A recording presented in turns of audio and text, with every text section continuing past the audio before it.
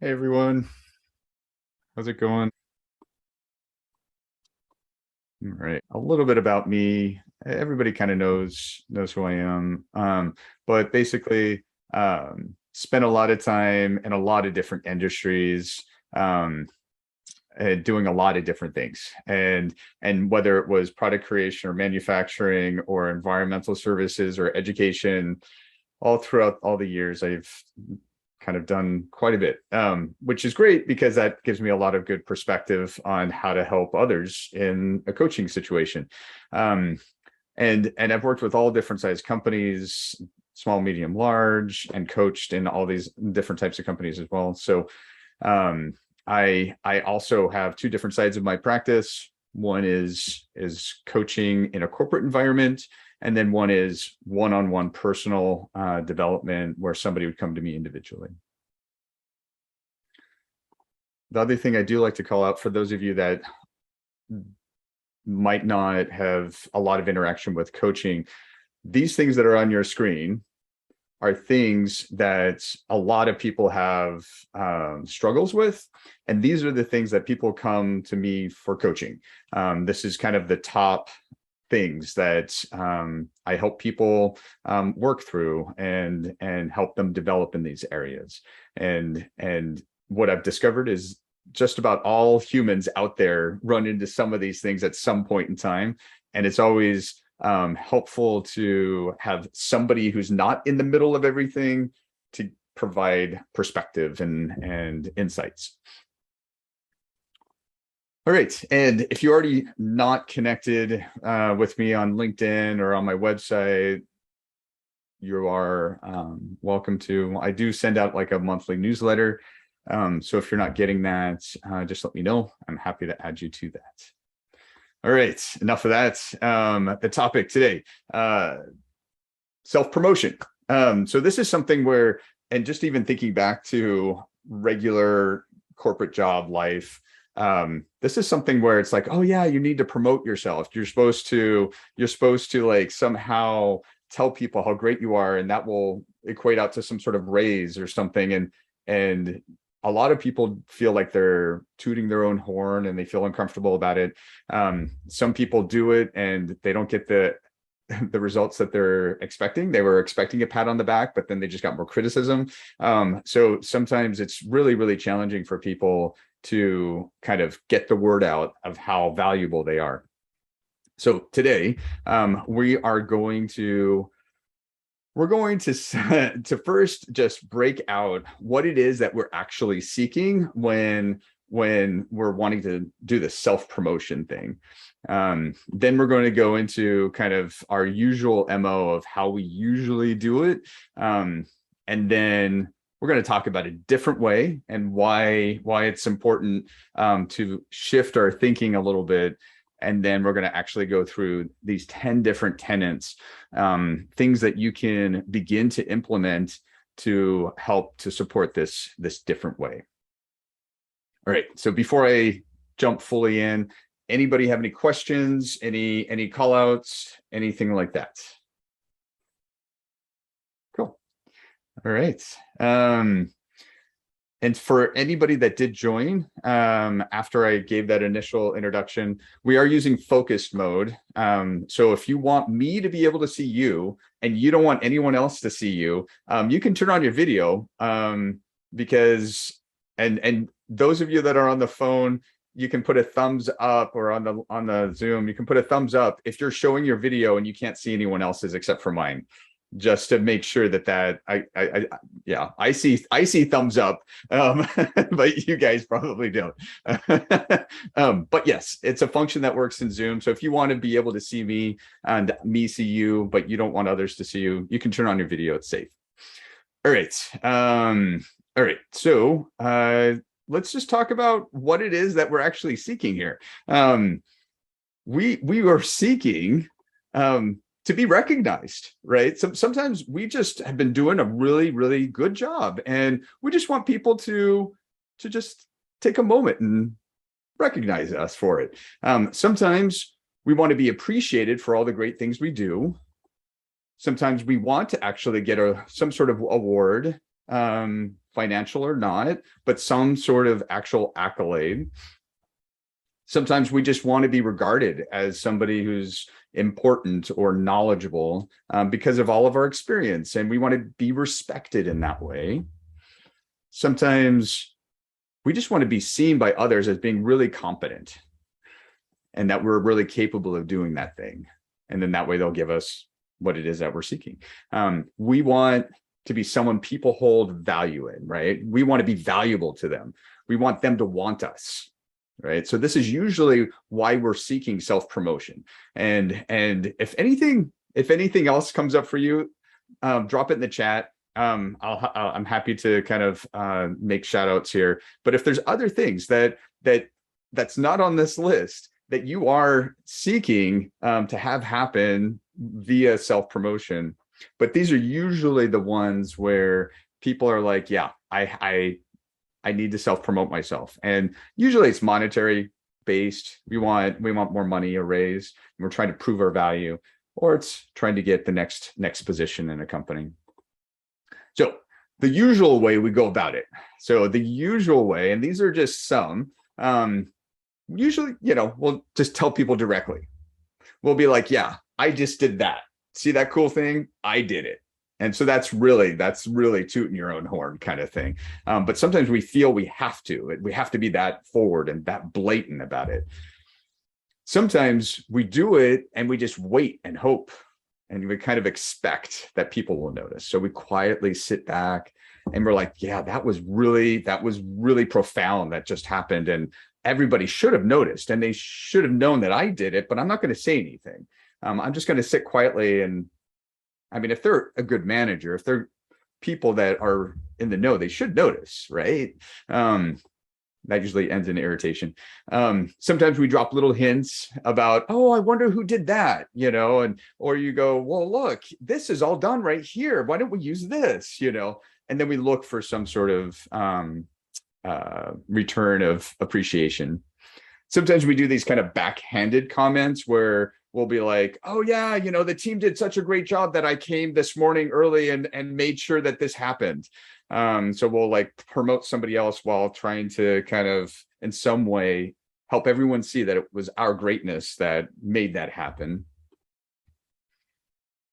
And then maybe we'll just kind of hold it all into like a list and wait for a performance review and go shebang and say, hey, over the last quarter, this is all the great things I did. And because I've listed them all here, now I'm going to wow you. And now you're going to give me that raise and that promotion. And yeah, that FYI, that doesn't work. That's way too late. But these are some ways that we typically will do it. But there is a different way. There is a different way. Right. So the thing is that all of the ways that I talked about where we're wanting to be recognized, we want this, we want to get people to see us, right? We want to get noticed. And so it's all about us, right? So it's about me and the I, right? It's all about me in this case. I want to be promoting myself, self-promotion, hence the title of this workshop and this coaching lab. I mean, right? So I want to promote myself. And with that, in order to promote myself, you know what, everybody, you need to stop and pause and pay attention to me. And the thing is that it's so much more than me, right? It's so much more, meaning that what's happening out there, out in this world, is with a whole bunch of other people who are focused on a whole bunch of other things, usually themselves. Usually people focus on themselves, right? And so are we, because we want the promotion, we want the visibility, we want others to pay attention to us. Others want us to pay attention to them or whoever. So nobody really cares to really focus in on you in the way that you're asking them to. So there's a different way, right? So there's a different way we're going to shift this. We're going to stop making it about ourselves. because nobody really cares to focus in on us like that as much as we want to. We really, really want our manager to really focus and pay attention to us. We really want our manager to support us and to grow us and to be there for us. We want our manager to do all of these things, but for some reason they don't. Likely because they're focused on themselves, just like every other human being out here. So the thing is, we're going to shift everything. We're going to stop grasping and asking for people to just recognize us. We're going to find, and we're going to talk through these 10 different ways, these 10 different tenets of being able to get people to have a different feeling about us. We want what it is we truly want. We want people to feel confident in us. We want people to feel that we're valuable. We want people to feel that we know what we're talking about. We want people to trust that we know what we're doing, right? We want to change their perception, their perspective of us. So instead of overtly just raising my hands up in the air and saying, hey, look at me, I'm fabulous.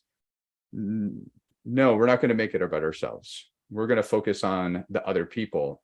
And if we can instill in other people that they love us, they think, oh my gosh, you're the strongest, most capable person ever. If we've instilled that feeling in them, then promoting ourselves is just as a byproduct. They just feel like we're worthy. All right, I'm just gonna pause right here. Any questions, any call outs, anything like that? Again, you're welcome to put it in the chat or unmute.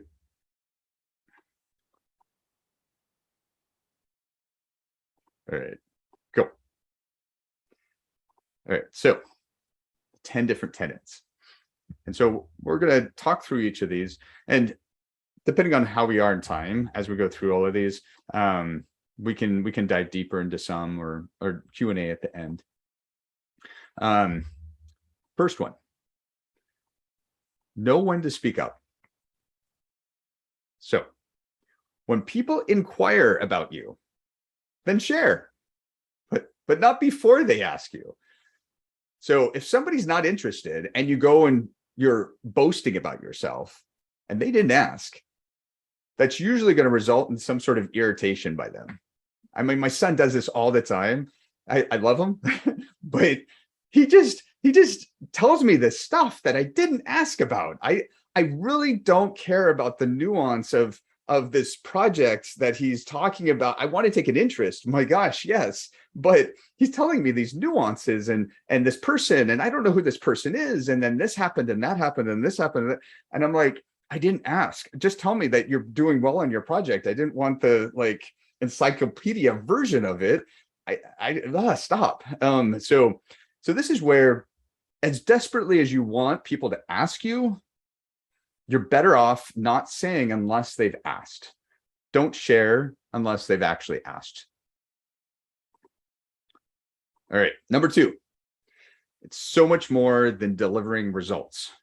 And for some of us, this is really, really hard for us, especially those of us that are experts and very functional, very technical, very detailed people, because there's this perception that the better I do it, the cleaner it is, then people will just love it because I'll deliver 110% of it and it'll be perfect and I'll get a raise. No, life is so much more than the deliverable, so much more than just the results of what it is you're making. So it could be the most beautiful meal. Let's say if you were a chef, most beautiful meal, tasted so great, but people felt that you were not very friendly, you were too cocky, or you didn't really listen. You didn't actually, it could have been great food, but maybe everybody there was gluten-free and they couldn't eat any of it. It's so much more than just the results. You have to understand the people. You have to understand the relationships.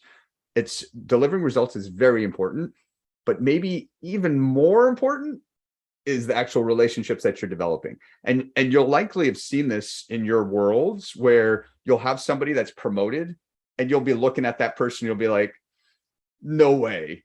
How did they get promoted? They don't even know how to do their damn job, and they got promoted.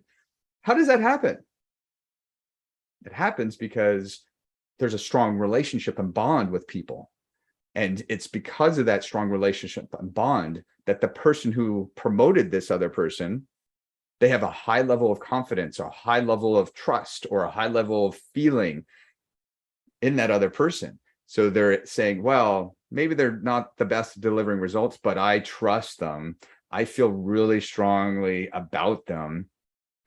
So that positive feeling outweighs the results many, many times. So some of us don't know how to develop the relationships very well. And so we focus solely on delivering results, hoping that me delivering a perfect result is going to cause a promotion to happen. But it more often than not doesn't. It's the two together, the relationships. All right. Number 3, understanding nonverbals. So I'm sure a lot of you already kind of know, nonverbals are very important. Sometimes very obvious, sometimes not so obvious. For some of us, we really are really good at picking up on these nonverbals. Others of us, I mean, we're just oblivious to it. So understanding and really beginning to hone in on what is really going on. And in Zoom, it's really, really hard. It's really hard. And there are still things that you can pick up on. The way that somebody's tracking the eyesight onto the screen, the way that they're looking or not looking, the way that they're sitting, the way that they hold their hands and arms. I mean, there's so many nonverbals out there, but you need to kind of pay attention. You have to make an effort to really understand what those nonverbals are.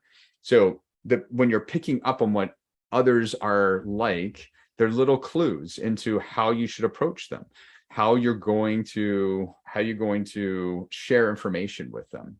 And so when we talk about talking about yourself or promoting anything, if you're barking up the wrong tree at the wrong time, then you're not going to be able to win anybody over. And so knowing and having that intuition of, this is a good time to hit somebody up or tell somebody this, or no, this isn't the right time because of these nonverbals that you're picking up on.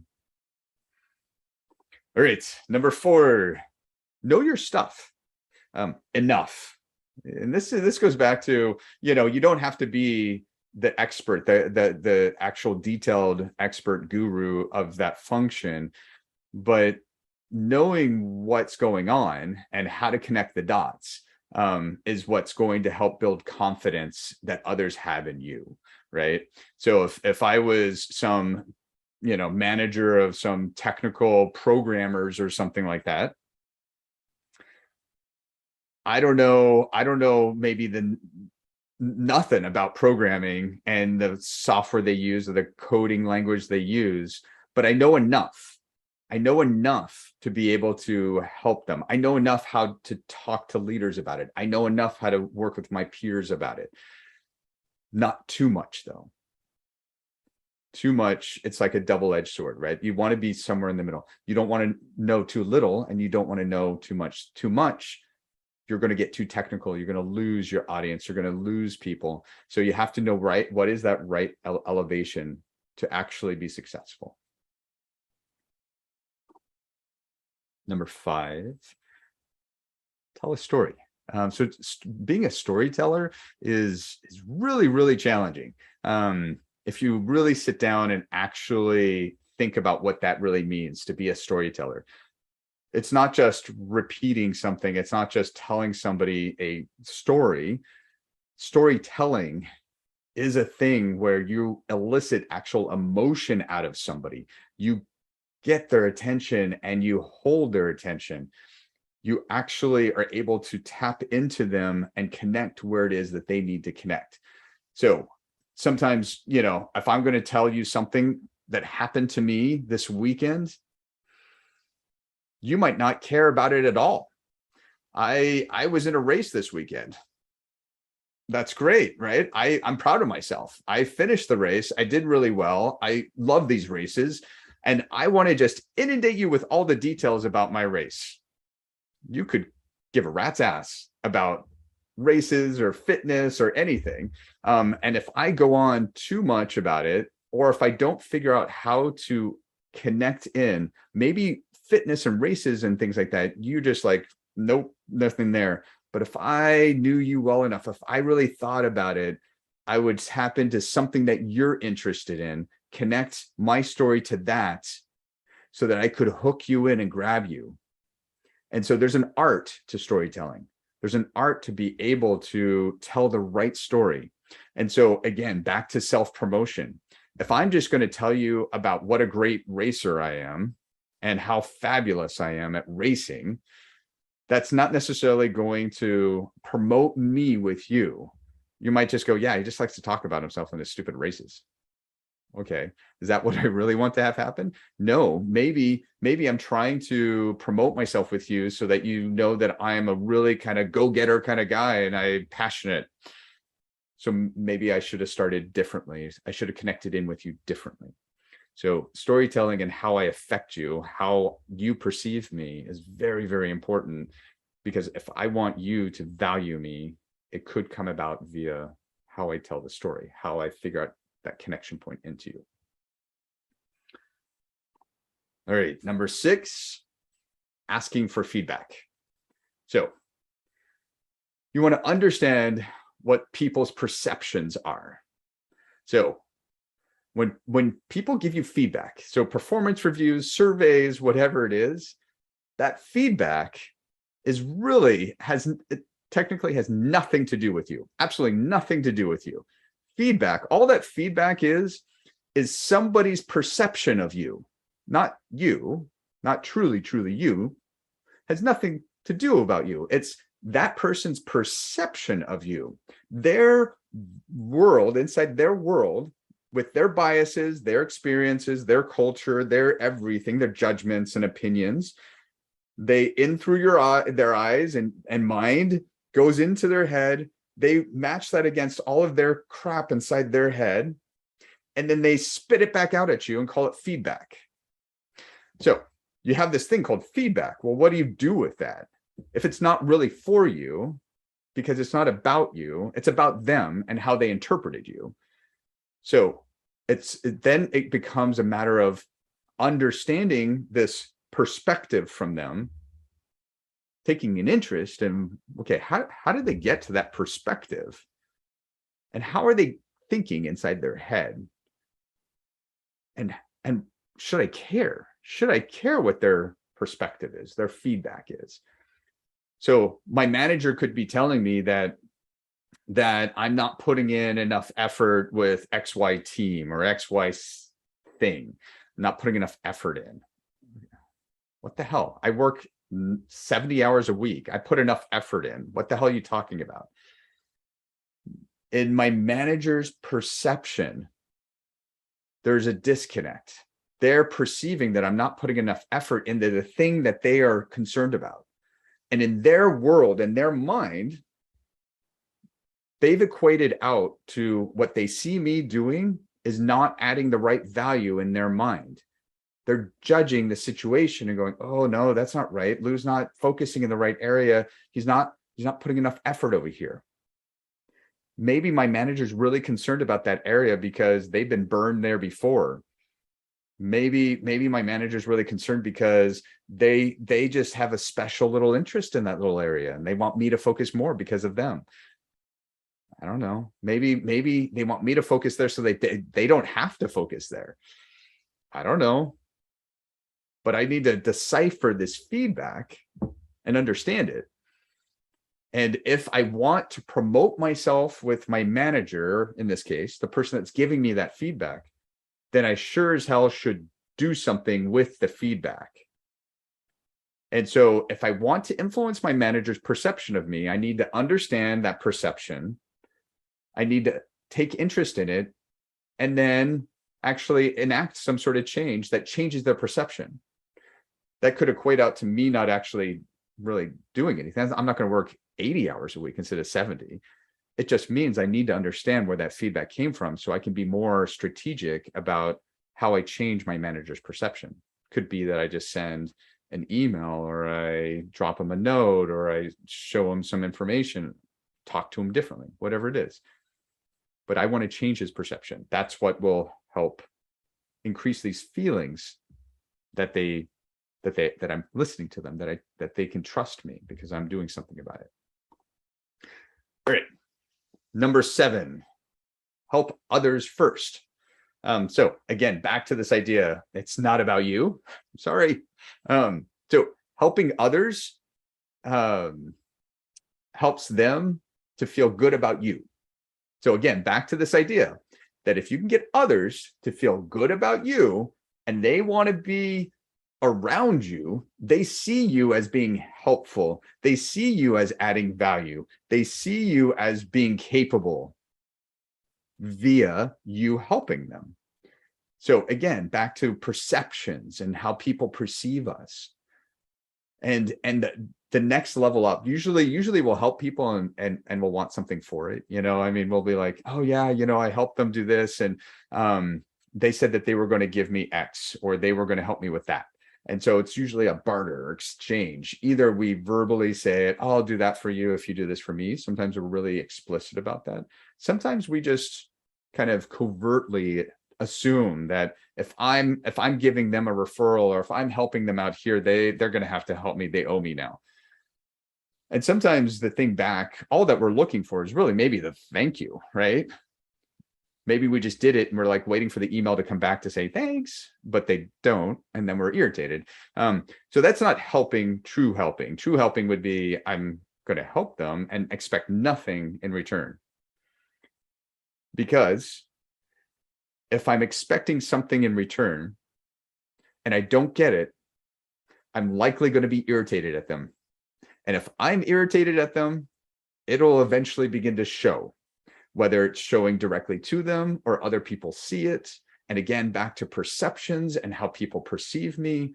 If I'm a curmudgeoned, irritated person, that they will remember that. So if I'm holding people, to these things where I've said, oh, I gave him this and I did that for that person, and I want things back and I don't get them, and now I'm irritated at everyone's a jerk. That'll begin to personify in me, and people will pick up on that. So if I can help others, just purely just make people happy, and they feel accomplished in some way, or they got what they needed, and then I move on. That will help to create a positive outlook for myself so I can influence others in a positive way. All right. Speaking with passion. When you're excited about it, when you're interested in it, passion becomes infectious. People begin to pay attention when they can feel you're passionate about it. And sometimes there's a lot of things out there that we're really not passionate about. We're giving a status update to the leadership team, and it's just, here's the status, green, yellow, red, and we have this problem over here, and we're doing our best. Okay. That's not very intriguing. I'm not connecting in. I'm not pulling anybody in. If you can excite people with your words, if you can excite people with your energy, then people will be drawn in. They'll want to understand and want to learn more. You'll create a level of interest that people subconsciously don't really quite understand. They just drawn to this higher energy feeling. And so it's easy when we have something that we're actually interested in. So me standing here and talking about this topic, I'm excited to talk to you about it. I'm interested in it. I find value in it. I want to share it with you all. So there's likely a level of passion somewhere that you're picking up on it. That would be my hope. But I don't, at the end of the day, if it's passionate for me, I don't really care, actually. I mean, there could be some of you out there that are like, this is just a bunch of crap, and that's okay. I personally am passionate about it, and that's true passion. It's not like I'm trying to just create energy to impress you. It's coming from within. So we don't want to manufacture passion. We really want to pick those things that we can talk passionately about and use that as a tactic to create a feeling, emote feelings in others. And then when we do that, people feel differently about us, and they're like, oh, okay, let me think about that again. That person that was talking to me about that was so interesting. Number nine. So demonstrate improvement. So when provided feedback, so when you get that feedback, like when we were talking earlier, you embrace it and you demonstrate the improvement. So, you want, when people see that you've course corrected, that you've taken what they heard and actually did something with it, whether they tell you or not, they will begin to see you differently. People love it when they give a recommendation and then they see the person do it. They just feel, it fills them with joy that they were right, that they knew, and look, now you do it, you like it, don't you? People love that. And so part of this is understanding that what people actually like, they like when they give feedback and they feel you heard them. And that's a very important thing, when people feel heard. And so if you can instill that in people, and people can actually feel like they were heard, and the way that you help emote that feeling of being heard is by your actions of what they had given you feedback on. So sometimes, like the conversation that a few minutes ago about feedback, sometimes the feedback is just like, I don't want to do anything about it. I don't want to change that person's perception. That person's perception means nothing to me. It's not going to help me. It's not worth it. That's fine. You don't have to take anyone's feedback. There's a lot of crazy things that are going up in people's heads, and that feedback that came out of that person's mouth might be totally irrelevant, and it's not worth spending any time on it. But then strategically, sometimes there are certain points of feedback that you have to take in and review it and understand it and go, okay, do I want them to feel like I heard them? Do I want them to feel like I can grow, that I can develop?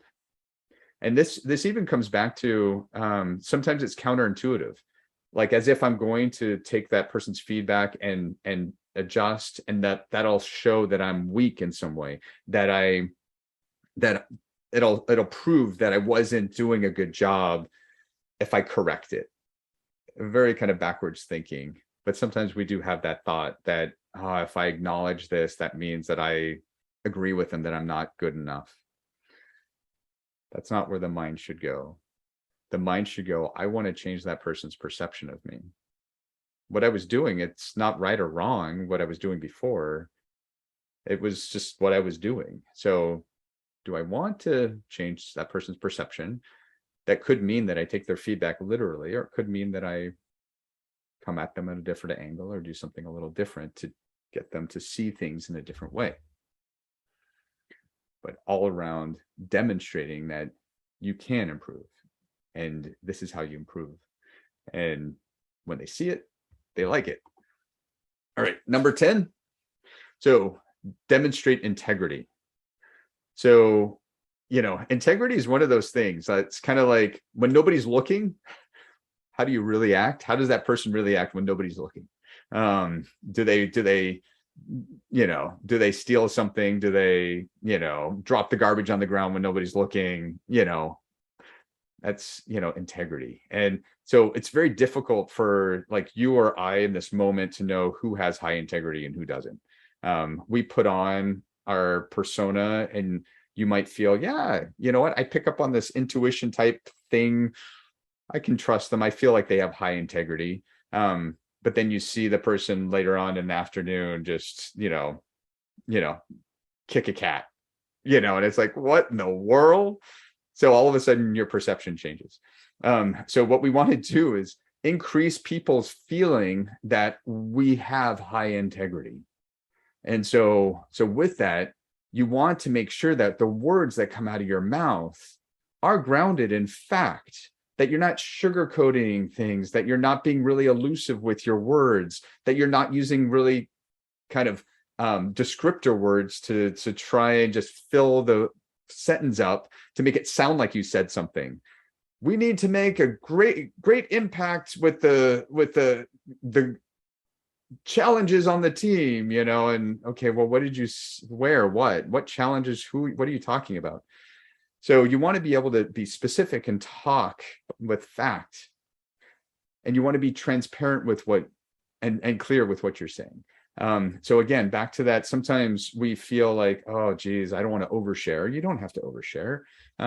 Just be true with what you are wanting to say, from a place where it comes from a place of, I'm not trying to be transparent and make you feel awkward. I'm not trying to prove my point, and so I'm going to tell you how bad you are, or say something mean to you. Not that type of transparent. But when we're talking from a place of true, like, just compassion, you know, just, hey, this is what it is. This is the situation. These are the things that are wrong. How can we get after this, right? And you want to be clear and concise. And in that process, with our integrity, we're building trust. And if we can build trust in people, then that is something where people will want us to be successful. They'll want to invest in us. They'll want to value us. So integrity is an elusive one, because you can't actually see it usually. There's a lot of judgment in there. We're sitting there judging each other, going, you know, that guy probably kicks a cat. But we just don't know, you know. All right, so that was number 10.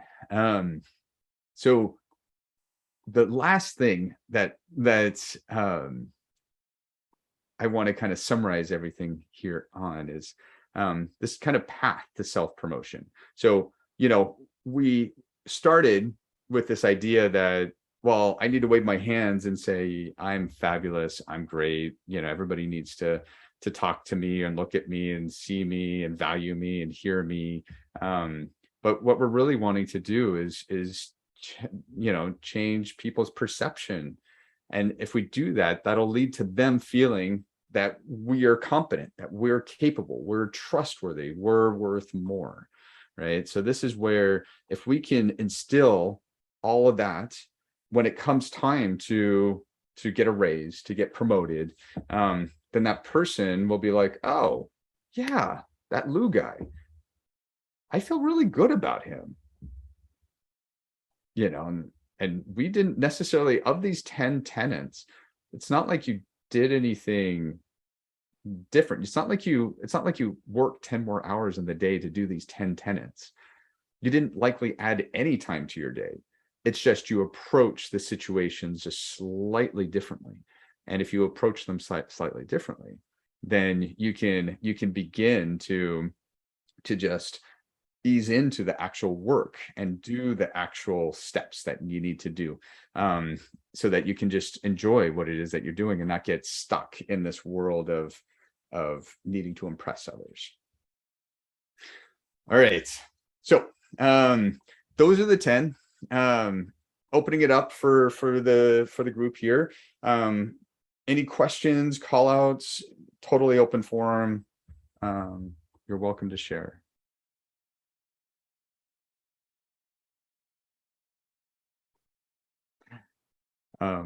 My door is always open.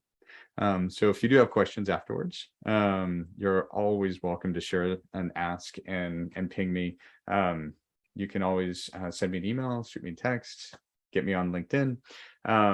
But if you do have your email in the chat, I will shoot you off the recording and the deck. And I do these coaching labs, I don't know, like once a quarter or so. And if you guys want to make sure I ping you on them when they do come up, I'm happy to do that too. Let's see here. So yeah. So one of the call out about storytelling. Yeah. So storytelling is really, really difficult. And that's why there's a profession for storytelling. To be a storyteller is an actual thing. And there are some resources, and I'm happy to forward them on to you. And if anybody else wants is a couple of resources on just storytelling or strategies, just put it in the chat. But yeah, storytelling is one. It's not, some people do it naturally really, really well, and some people have to learn some techniques here. But yes, I agree, storytelling is a hard one.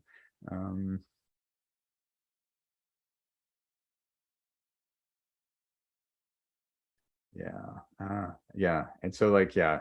Um, the yeah, so storytelling and people kind of perceiving that you might not know what you're doing. So there, it sounds like maybe some imposter syndrome somewhere in there. Um, and the thing is that there's a difference between a report out, and you're just reporting things out and talking about issues, and somebody asks you some odd nuance inside that issue that there's absolutely no way you could have known that thing, but now they've asked you in this public forum, and they've, kind of like your pants, you know, caught with your pants down kind of thing. So that's report outs, and how you handle those can be a little different than and storytelling. Sometimes the two kind of coincide a little bit. Storytelling is often one where people aren't poking holes in what you're saying. And so there is a way of doing some storytelling that just captivates people, and you connect in with them, and then they're kind of entranced. And that's kind of, if you can get them there, then there's less kind of judgment and poking and tearing apart of what you're saying. All right, cool. Anything else? Any other tenets that people struggle with, or any other resources that anybody would like? Because I'm happy to forward those on. All right, cool. Thank you, everyone. Thank you so much for attending. And I look forward to chatting with you guys outside of this. If there's, again, anything that you need, you're always welcome to ping me. I'm happy to help you out in any way. And yeah, keep in touch, everyone. Thank you. Bye.